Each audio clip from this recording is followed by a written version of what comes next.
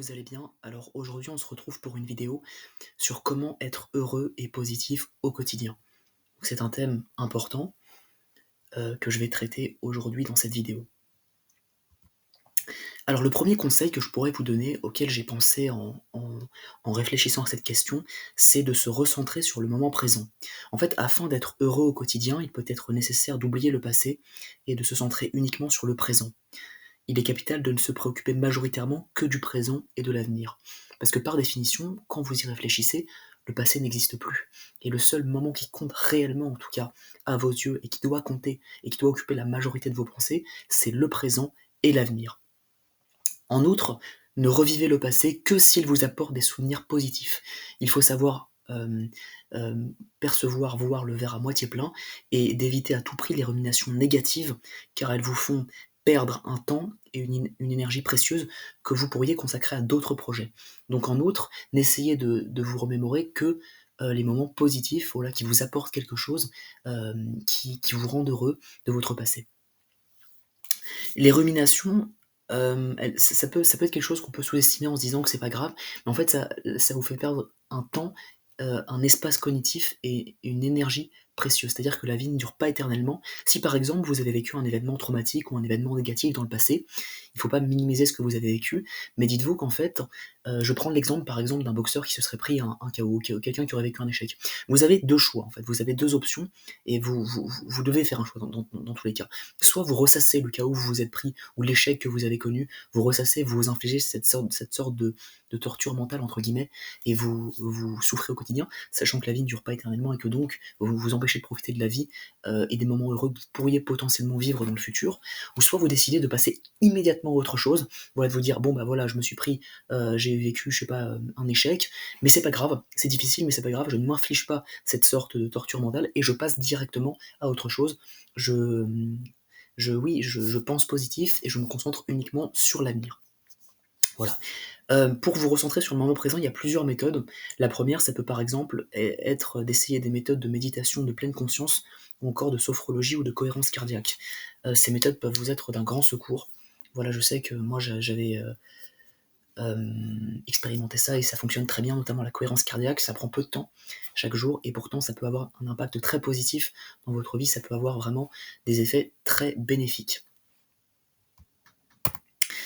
Ensuite, pensez positif. Alors, il est essentiel de fréquemment vous remémorer vos réussites et vos accomplissements, tout ce que vous avez réussi dans le passé à accomplir. Donc, par exemple, ça peut être l'obtention de votre baccalauréat, de votre diplôme national du brevet, de vos projets qui ont abouti, de vos exploits sportifs, tout ce qui est positif, en fait, tout ce qui vous apporte du bonheur au quotidien, vous pouvez vous le remémorer.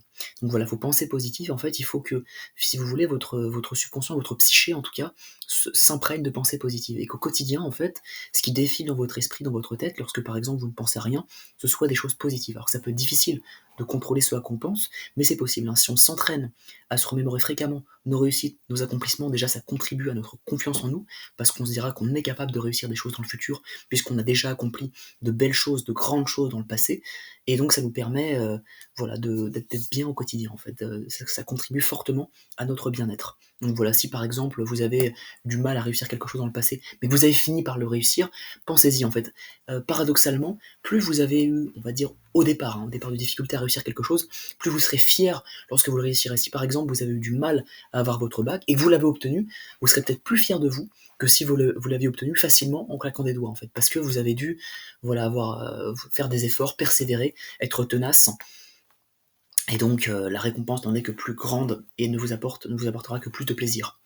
Essayez donc de vous rappeler les moments heureux vécus durant votre journée avant de vous endormir. Voilà, donc il faut vraiment se rappeler les moments les plus heureux, notamment durant la journée. Donc voilà, essayez de voir le verre à moitié plein. Rappelez-vous uniquement des moments voilà, positifs que vous avez vécu durant votre journée. Il y en a, hein, mais malheureusement, notre cerveau a plutôt tendance à se concentrer sur le négatif.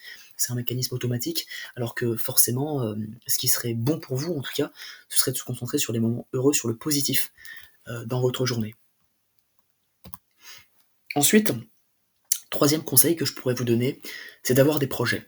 Il est essentiel, il est capital d'avoir une vision limpide de vos objectifs à long terme.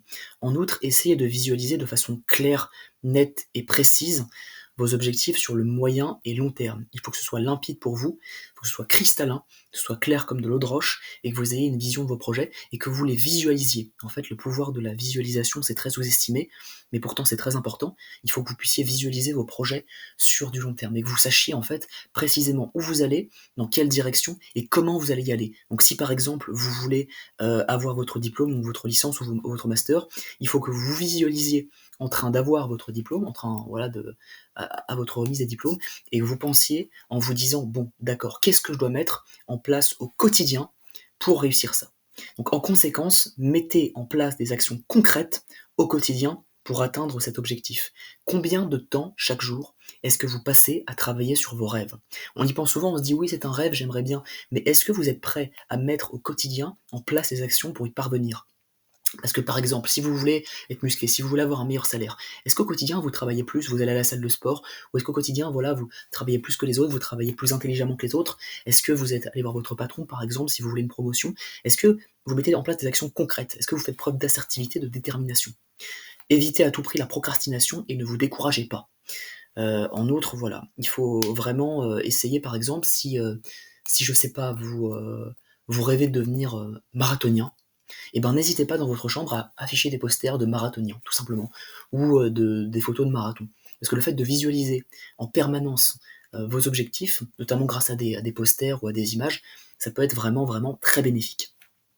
Ensuite, par exemple, si vous souhaitez être plus cultivé, lisez un peu tous les jours. Si vous souhaitez vous muscler, alors n'hésitez pas à aller à la salle de sport. Voilà, mais en tout cas, ne restez pas passif. Et là, le plus important, c'est de rester actif, en fait. C'est de rester le plus actif possible, en fait, tout simplement.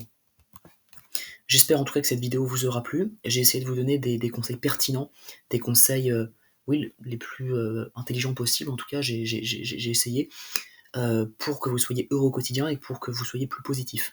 Voilà, que vous pensiez positif et que vous bénéficiez d'un certain bien-être au quotidien.